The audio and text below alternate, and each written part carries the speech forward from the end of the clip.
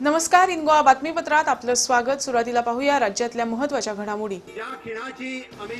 संरक्षण मंत्री मनोहर पर्रीकर यांचा शस्त्रपूर्ती सोहळा रविवारी कंपाल मैदानावर थाटात साजरा करण्यात आला। यानिमित्त त्यांचा गोवेकरांच्या वतीनं भव्य नागरी सत्कार करण्यात आला। केंद्रीय गृहमंत्री राजनाथ सिंग यांच्या हस्ते त्यांना शाल, श्रीफळ, भेटवस्तू आणि मानपत्र प्रदान करण्यात आलं। यावेळी केंद्रीय वाहतूक मंत्री नितीन गडकरी, केंद्रीय मंत्री श्रीपाद नाईक, मुख्यमंत्री लक्ष्मीकांत पार्सेकर तसंच भाजपचे मंत्री, आमदार, पदाधिकारी आणि कार्यकर्ते मोठ्या संख्येनं उपस्थित होते। विटनेस असतात मनोहरभाई पर्रीकरांचा, मनोहरभाई पर्रीकरांचा, मनोहरभाई पर्रीकरांचा। मनोहरभाई तुम आगे बढ़ो, हम तुम्हारे साथ हैं। मनोहरभाई तुम आगे बढ़ो, हम तुम्हारे साथ हैं। मनोहरभाई तुम जिए हजारों साल, मनोहरभाई तुम जिए हजारों साल, मनोहरभाई तुम जिए हजारों साल। मनोहरभाई तुम आगे बढ़ो, हम तुम्हारे साथ हैं। आम्हा तमाम गोमंतकीयाचा उर अभिमानाने फुलून आला आहे। मनोहरभाई, आमचे मनोहरभाई आज 60 पूर्ण करीत आहेत। साऱ्या गोमंतकीय युवकांना आपण आपल्या पंखाखाली घेऊन त्यांना उडण्याचं बळ दिलं। मातृभूमीची सेवा याच ध्येयाने प्रेरित असा आपला संविधानाचा देखील गाढा अभ्यास आपण करून घेतला। साऱ्या गोव्यासाठीच नव्हे तर देशासाठी आपण एक आदर्श व्यक्तिमत्व आहात। साऱ्या गोमंतकाची शान असणाऱ्या या धुरंधर नेत्यास आज हे मानपत्र देताना संपूर्ण गोवेकरांचं हृदय भरून आलेलं आहे। आपणास तमाम गोमंतकीयाचा मानांचा मुजरा मनोहरभाई। तांच्यानी श्री मनोहरभाई पर्रीकर हांका हे मानपत्र दिवचे सगळ्या गोयच्या जनतेच्या वतीन श्री लक्ष्मीकांत मनोहरभाई तुम आगे बढ़ो, तुम्हारे साथ हैं। मनोहरभाई तुम आगे बढ़ो, हम तुम्हारे साथ हैं। मनोहरभाई तुम जियो हजारों साल, मनोहरभाई तुम जियो हजारों साल। वंदे मातरम। और आज यह जो दृश्य अपनी आंखों के सामने मैं देख रहा हूं, मैं कह सकता हूं कि अपने राजनीतिक जीवन में किसी नेता का जन्मदिन मनाने के लिए इतनी बड़ी संख्या में शांतिपूर्वक आकर लोग बैठे हों, यह देखने को यदि हमें मिला है तो केवल गोवा में ही देखने को मिला। राजनीति में काम करने वाले लोग यदि किसी बड़े ओहदे पर होते हैं, अधिकांश लोग ऐसे होते हैं साल, 2 साल, 3 साल, 4 साल में कोई न कोई उनके ऊपर करप्शन का, भ्रष्टाचार का आरोप लग जाता है। लेकिन सचमुच मेरे गोवा के बहनों भाइयों, आप सबको गर्व होना चाहिए, एक सेंस ऑफ प्राइड आपके अंदर होनी चाहिए कि आपके नेता मनोहर पर्रीकर के 25 वर्षों के राजनीतिक जीवन के बावजूद कोई भी उंगली उठाकर नहीं कह सकता है कि आपके नेता के ऊपर कोई भ्रष्टाचार का आरोप लगा। मनोहर पर्रीकर यदि पॉलिटिक्स करते हैं तो जस्टिस और ह्यूमैनिटी की पॉलिटिक्स करते हैं, इंसाफ और इंसानियत की राजनीति करते हैं।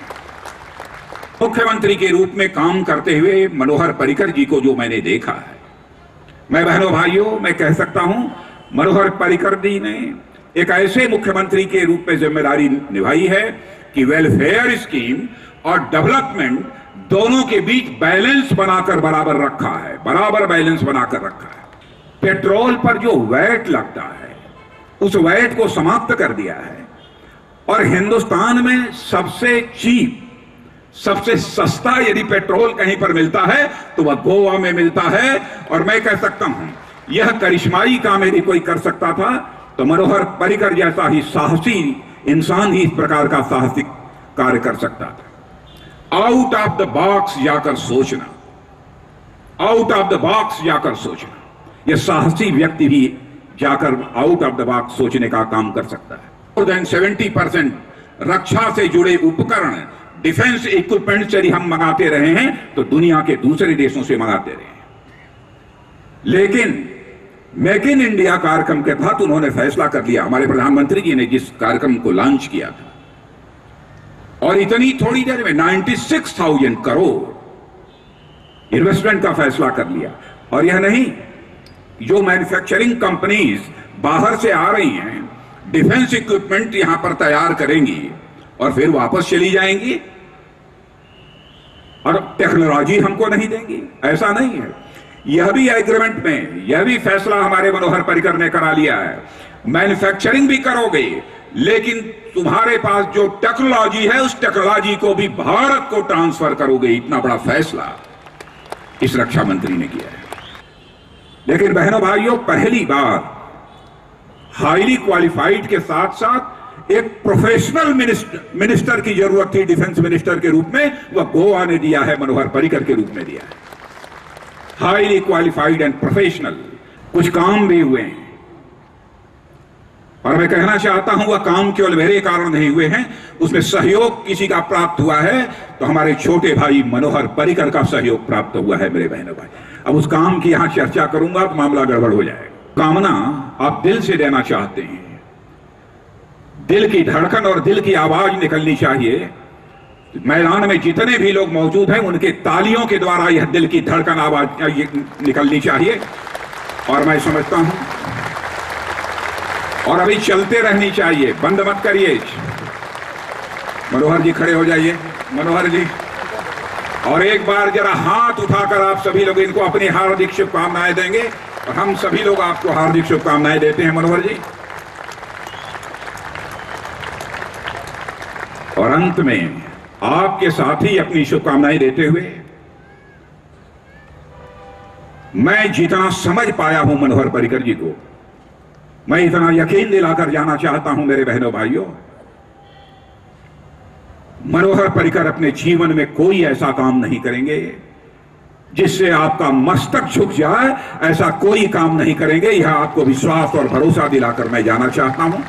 इन्हीं शब्दों के साथ आप सबको बहुत बहुत धन्यवाद।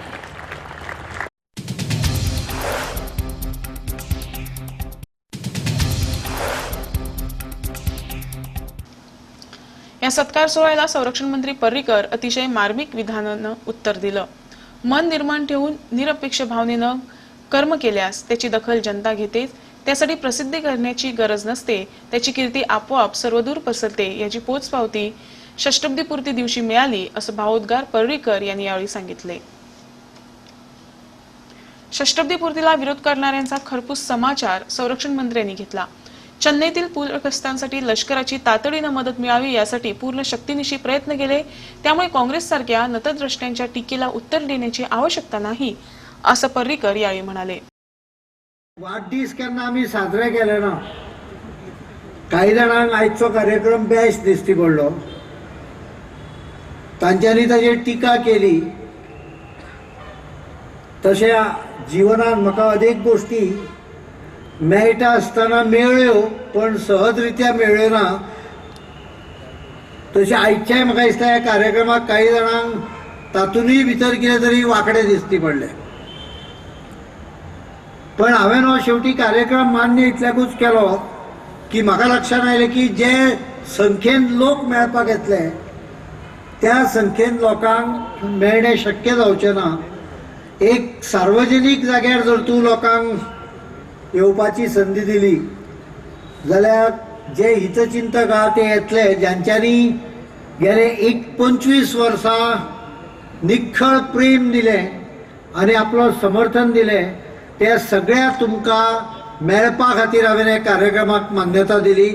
नाजाल्यार वाडदीस साजरो करप ह्या प्रथेच्या हांव विरुद्ध आसा।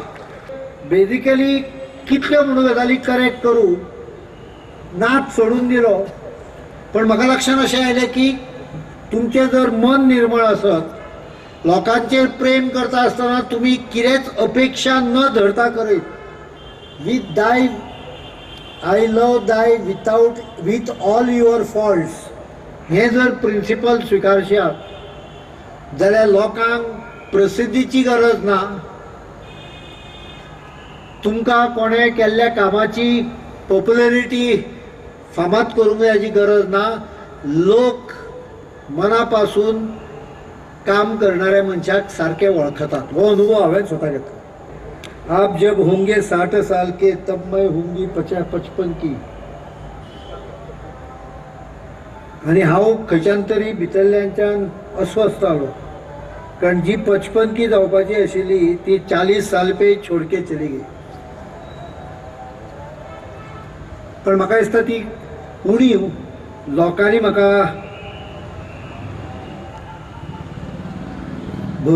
भरून काडली, लोकांनी म्हाका जाणीव करून दिली ना सातत्यान आपल्या तकलेर घेतलो आणि त्यामुळे आजच्या ह्या हाका हांव पावल्लो आसा.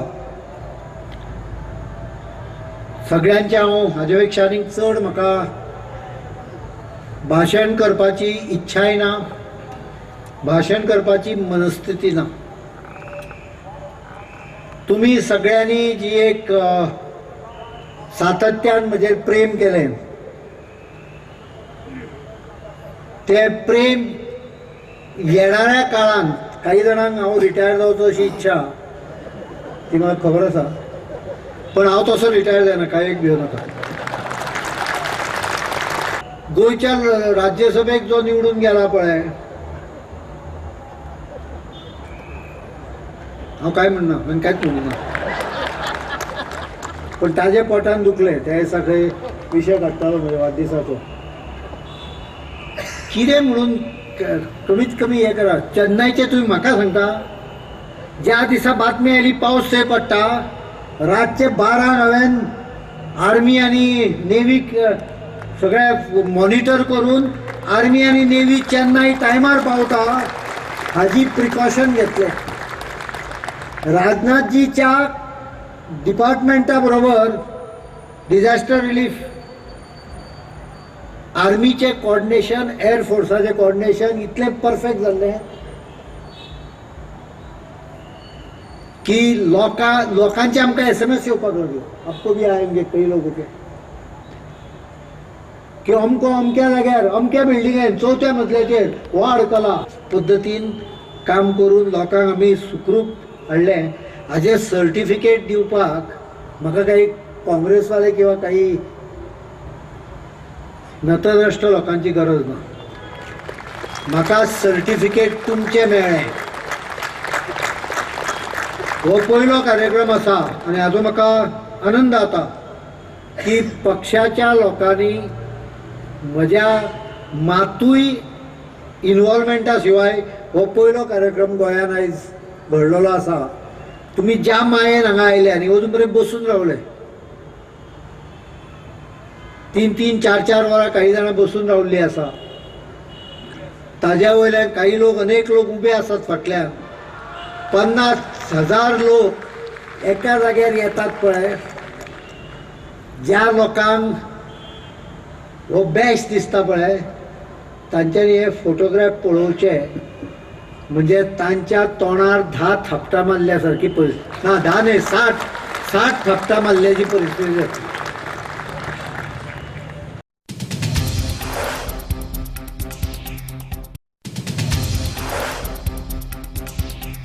गोव्याकडे लक्ष आहे, गोव्याच्या जनतेवर तुमचं प्रेम आहे. केंद्रीय भूपृष्ठ वाहतूक मंत्री नितीन गडकरी यांनी गोव्यासाठी 5,000 कोटी रुपयांच्या पायाभूत सुविधा विकासासाठीचं आर्थिक पॅकेज जाहीर केलं.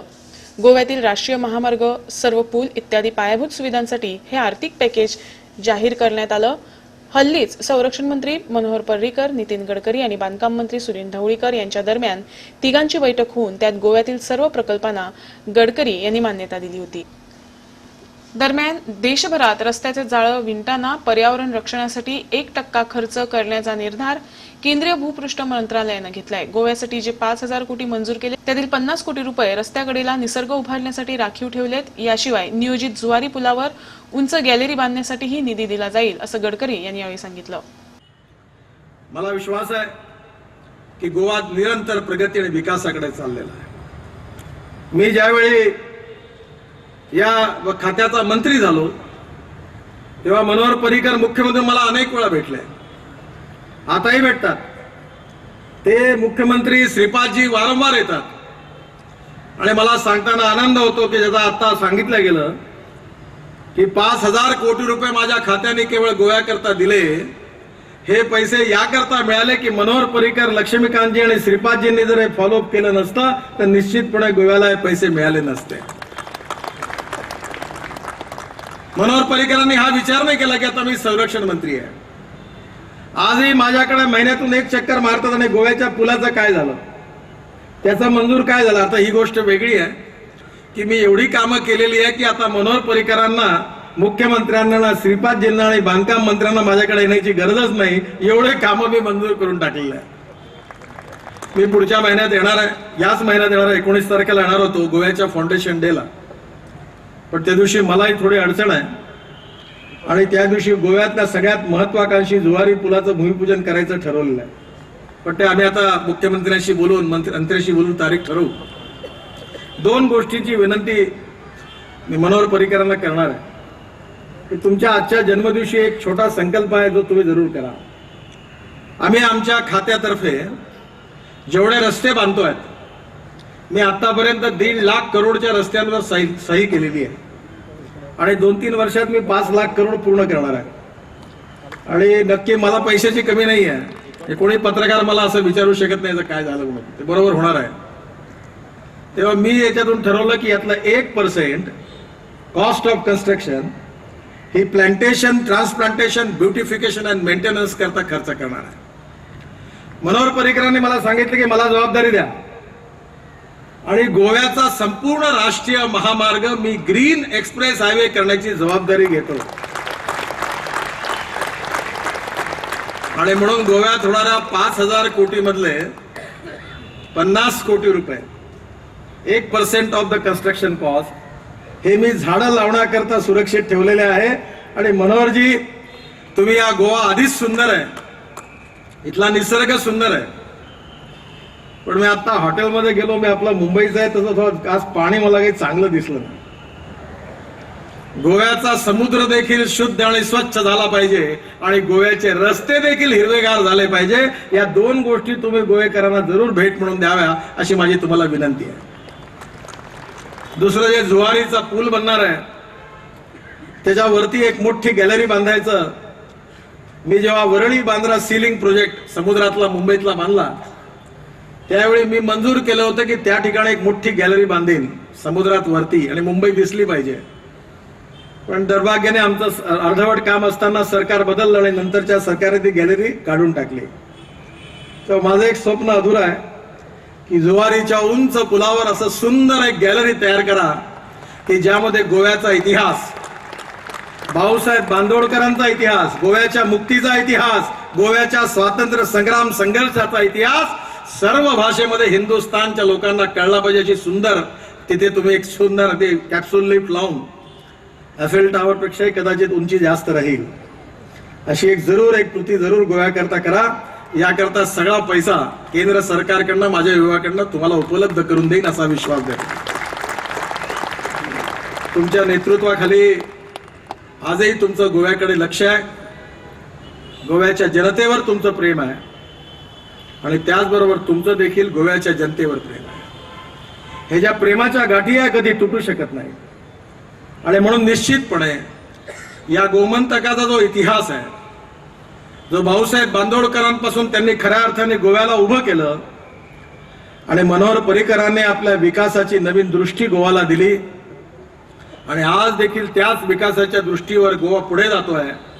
असाच गोवा पुढे जात राहील, गोमंतकाची प्रगती आणि विकास होत राहील आणि मनोहर पर्रीकरांचं नेतृत्व देखील असंच मोठं होत जाईल असा विश्वास व्यक्त करतो.